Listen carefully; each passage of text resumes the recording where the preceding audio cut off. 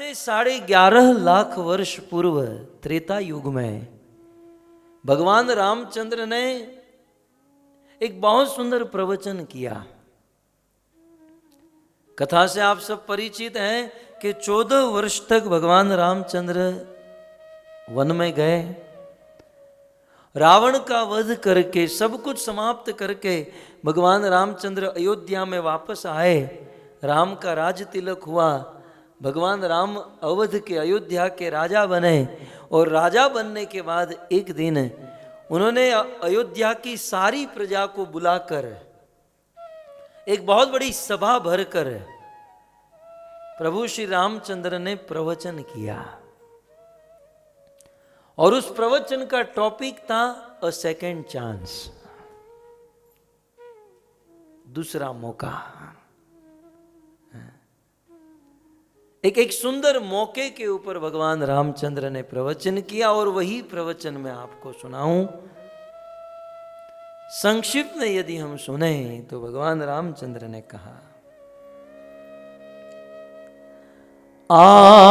आकर चारी लक्ष 84 जो निभ्रमत यह जीव अविनाशी, फिरत सदा माया कर प्रेरा, काल कर्म स्वभाव गुण घेरा। भगवान रामचंद्र कहते हैं, आकर 4,84,00,000 जोनि भ्रमत जीव अविनाशी। इस संसार में जितने भी जीव हैं, ये सारे जीव 84 लाख की योनियों में भ्रमण कर रहे हैं, भटक रहे हैं। हम लोग भी 84 लाख प्रकार की योनियों में भटकते आए हैं। उन 84 लाख योनियों को पद्म पुराण में बड़े विस्तार से कहा गया कि 9 लाख योनि जल में, जल जा 9 लक्षाणी। कभी फिफी आइलैंड जाएंगे ना तो आंख में वो पहनकर आप अंदर गोता मारेंगे तो कुछ जीव दिखाई देंगे। खैर, तो 9 लाख प्रकार के जीव जल में, 20 लाख प्रकार के पेड़ पौधे, 11 लाख प्रकार के छोटे मोटे कीड़े मकोड़े, 10 लाख प्रकार के उड़ने वाले और 30 लाख प्रकार के 4 पांव पर चलने वाले। भगवान रामचंद्र कहते हैं कि संसार का जीव यह सारे जन्म लेता है, अर्थात कभी गाय बनता है, कभी बैल बनता है, कभी गधा बनता है, कभी कुत्ता भी बनता है। हम लोग ये सब बन चुके हैं। और कुछ मान लो किसी को कुत्ते का प्रभाव ज्यादा रह गया है तो मनुष्य बनकर भी वो याद आ जाता है। कभी बंदर का इफेक्ट ज्यादा रह जाता है तो मनुष्य बनने के बाद भी थोड़ा सा वो इफेक्ट, ये सब हम बनकर आए हैं। भगवान रामचंद्र कहते हैं कि फिरत सदा माया कर प्रेरा, काल कर्म स्वभाव गुण घेरा। अपने कर्म के अनुसार जीव इन सभी योनियों में भटकता रहता है, भटकता रहता है। कुत्ता बना तो अपनी जिस गली में खड़ा है उस गली में दूसरा कुत्ता आएगा तो भौंकेगा, होता ना। कुत्ते का स्वभाव क्या है कि जिस गली में वो रहता है उस गली में कोई दूसरा कुत्ता आया तो भौंकता है। हम भी कभी कुत्ते बने थे और वो थोड़ा सा स्वभाव ज्यादा दृढ़ रह गया है, इसलिए आज हम जिस क्षेत्र के लीडर हैं उस क्षेत्र में कोई दूसरा आया तो भौंकते हैं, भागो यहां से, है ना। हमने जहां पर दुकान खोली है, बाजू में यदि कोई टेलर की दुकान खोला तो भौंकते हैं। क्योंकि हम ये बन कर आए हैं। और उसमें भी यदि कोई हमसे आगे निकल जाए तब तो गए काम से। किसी गली में कुत्ता रहता है और कोई कुत्ता आया तब तो भौंकेगा, लेकिन उस गली में कोई हाथी आ जाए तब तो वो कुत्ता अपने आपे से बाहर हो जाता है और इतना भौंकता है। भौंकने का कारण आपने गांव में देखा होगा, गांव में कभी कभी हाथी आते, कुत्ते बहुत भौंकते हैं। इसलिए भौंकते हैं कि 25-25 साल से हम इस गांव की गली में रहते हैं और आज हमसे इतना बड़ा पशु कैसे, मतलब हमसे आगे क्यों निकल गया, ये हमसे बड़ा कैसे बन गया, हमसे महान कैसे हो गया। भौंको, इतना भौंकते हैं। कुल मिलाकर मनुष्यों का भी कुछ ऐसा स्वभाव है, क्योंकि वो ऐसे बनकर आए हैं। कुछ लोगों का बंदर जैसा स्वभाव है, तो कुछ प्रभु जीओ का गाय जैसा स्वभाव है। गाय भी अच्छी, बकरी जैसा स्वभाव हो गया है। 84 लाख की योनियों में हम लोग भटकते रहते हैं, अनेकों प्रकार के दुख दारिद्र्य हम सहन करते रहते हैं, और ये बहुत बड़ा प्रकृति का दंड हमें प्राप्त होते रहता है। लेकिन भगवान रामचंद्र कहते हैं कि इस प्रकार 84 लाख की योनियों में भटकते भटकते भटकते एक चांस मिलता है, अ सेकेंड चांस। वो चांस क्या है? कब हूं करी करुणा नर देहि, देत ईश बिनु है तू सनेही। भगवान रामचंद्र कहते हैं कि इस प्रकार अनेकों प्रकार की 84 लाख प्रकार के पशुओं के, पक्षियों के शरीर में हम भटकते रहते हैं, और उस समय भगवान के द्वारा एक चांस मिलता है, एक मौका, एक चांस। आप कहोगे भगवान क्यों चांस देंगे, भगवान क्यों मौका देंगे? रामचंद्र कहते हैं कि देत ईस बिनु हेतु सनेही, बिना कोई स्वार्थ, बिना कोई वजह, बिना कोई स्वार्थ रखे भगवान संसार के जीव को एक मौका, एक चांस देते हैं, और ये है जीव के लिए सेकेंड चांस। एक चांस मिला था, हम उसका लाभ नहीं ले पाए, नरक में गए, 84 की योनियों में भटकते रहे, लेकिन अब भगवान के द्वारा दूसरा चांस मिलता है, और वह चांस इसलिए क्योंकि भगवान को कोई स्वार्थ नहीं है। इस दुनिया में हम लोग किसी को मौका देते हैं, चांस देते हैं, क्यों? क्योंकि हमारा स्वार्थ होता है। हम लोग प्रसाद सर्विस करने के लिए खड़े हैं, खीर कम है तो जो भी लोग आएंगे थोड़ी थोड़ी खीर देंगे। कुछ लोग तो केवल सूंघाते हैं, सूंघ लीजिए, मिलेगा नहीं आपको। और कृपा करते हैं तो थोड़ी सी बस टच कर देते हैं थाली में, थोड़ी थोड़ी खीर देते हैं, लेकिन अपनी कोई अपनी सखी आ गई तो 3 चम्मच दे देते हैं, ये ले चांस। पराये को कोई चांस नहीं, और जो अपना बंदा आ गया तो उसको दोबारा चांस मिलेगा। तो तू आ जाना, ये सबको डबल सेकंड सर्विस नहीं मिलेगी, तू आ जाना, तुझे दूसरा चांस मिलेगा, क्योंकि स्वार्थ है।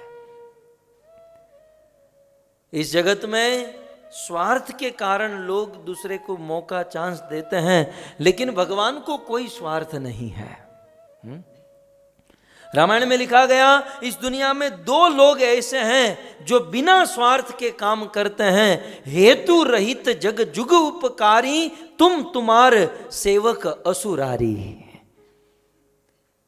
हे असुरारी, हे ईश्वर, हे प्रभु, हे कृष्ण, हे राम, इस दुनिया में केवल 2 ही लोग हैं जो हेतु रहित, बिना हेतु के, बिना कोई स्वार्थ के, बिना कोई कारण के काम करते हैं, और वो है एक भगवान और दूसरे हैं भगवान के भक्त। इन दोनों को छोड़कर दुनिया स्वार्थ के लिए जीती है, दुनिया स्वार्थ से चलती है। आप जिस दुकान में काम करते हो, हाथ पांव चल रहे हैं तब तक, वहां से भी फेंके जाओगे। संसार हो, समाज हो या संस्था हो, केवल स्वार्थ स्वार्थ और स्वार्थ और कुछ नहीं। पति पैसे कमाकर घर पर लाता है टाइम टू टाइम, तो पत्नी कहती है जी क्या खाओगे, क्या लोगे, सुमताम बना दूं?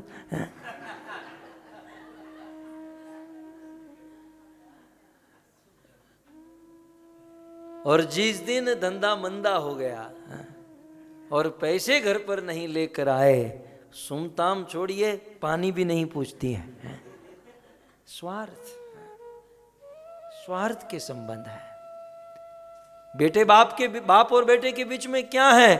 बाप ने क्रेडिट कार्ड दे दिया, जब तक क्रेडिट कार्ड चलता है बेटा बाप को मानता है। जिस दिन क्रेडिट कार्ड का बैलेंस खत्म हुआ, बाप कौन बेटा कौन? स्वार्थ। जगत में सभी क्षेत्रों में स्वार्थ भरा है।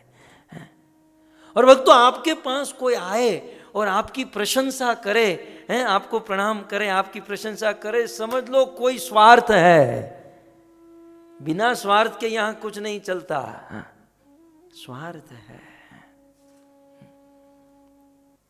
आप किसी होटल में जाते हो, नहीं वो वेटर लोग आइए जी, बैठिए जी, what would you like to have, हमको लगता है हम यहीं पर रुक जाए। लेकिन उसमें भी स्वार्थ है कि हम अच्छी सर्विस देंगे तो टिप मिलेगी। सभी फील्ड में, सभी जगह पर स्वार्थ है। केवल दो ही जगह ऐसी है, दो ठिकाने ऐसे हैं जहां स्वार्थ नहीं, एक भगवान और दूसरे उनके शुद्ध भक्त। नहीं तो मैं आपको कहूं, ये भागवत कथा का आयोजन हुआ, 7वां साल है आज, है? ये आयोजन कोई जो स्पॉन्सर कर रहा है, जो पैसे दे रहा है, वो अपने घर पे भी कर सकता था। लेकिन इस मंदिर में इतने सारे लोगों को बुलाकर इतना धन खर्च करके क्यों? क्योंकि स्वार्थ नहीं है। भक्तों में और भगवान में स्वार्थ नहीं होता। नहीं तो आज के समय में एक सगे भाई के लिए कोई 2 मिनट नहीं निकालता है। एक सगे भाई, माँ बाप को समय देने के लिए समय नहीं है हमारे पास।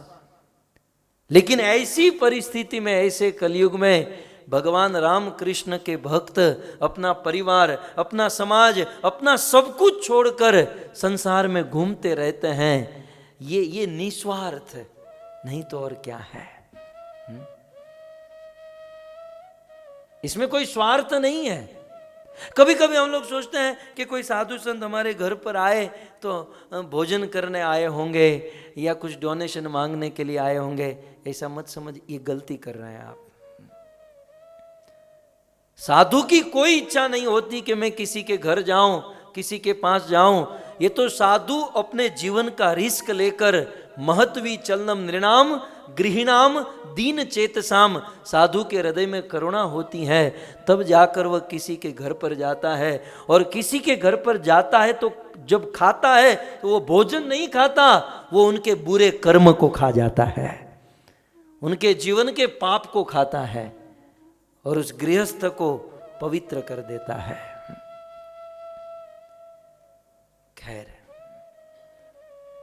इस संसार में भगवान और भक्त दो ही ऐसे हैं जो बिना स्वार्थ के काम करते हैं।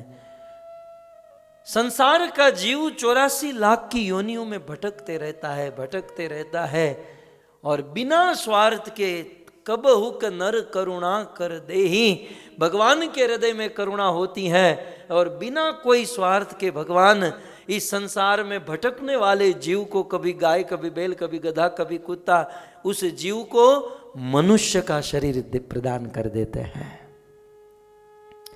आप ये सोच रहे हो कि हम हमारी शक्ति से मनुष्य बने हैं? गलती कर रहे हैं।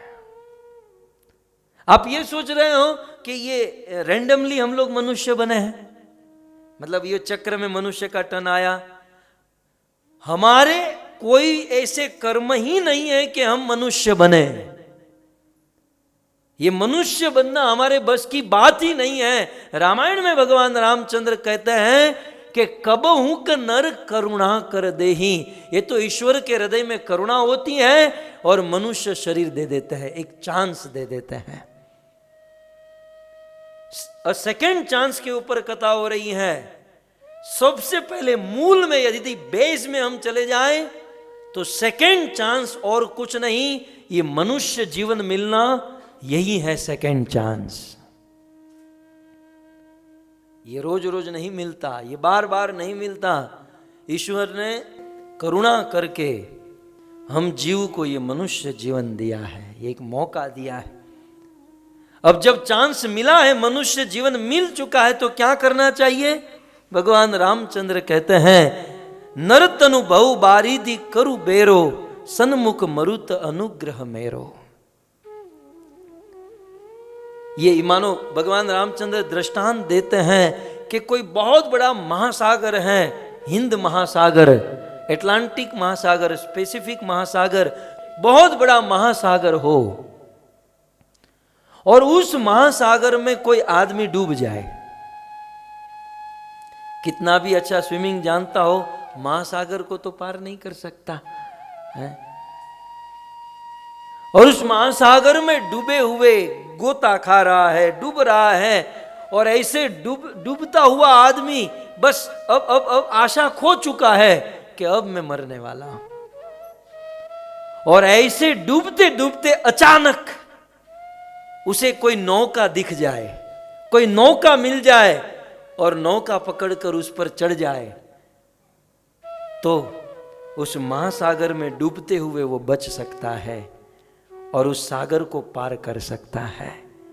भगवान रामचंद्र कहते हैं कि ये संसार सागर के समान है, ये संसार समुद्र के समान है, और हम लोग अनेकों प्रकार के जन्म लेकर इस संसार में डूब रहे हैं, गोथा खा रहे हैं। और डूबते हुए इस संसार में हमको मनुष्य शरीर रूपी नौका मिल गई। ये ह्यूमन बॉडी, ये मनुष्य शरीर क्या है? एक सुदृढ़ नौका है। जैसे सागर समुद्र में डूबते हुए नौका मिल जाए तो समुद्र को पार करने की एक आशा हो सकती है, ठीक उसी प्रकार अनेकों प्रकार के जन्म लेते हुए मनुष्य शरीर मिल जाए तो समझो भवसागर को पार करने का एक चांस मिल गया हमें। इस नौका पर सवार होकर सबसे पहले नौका चलाने वाला कोई कर्णधार अर्थात गुरु के पास हमें जाना चाहिए।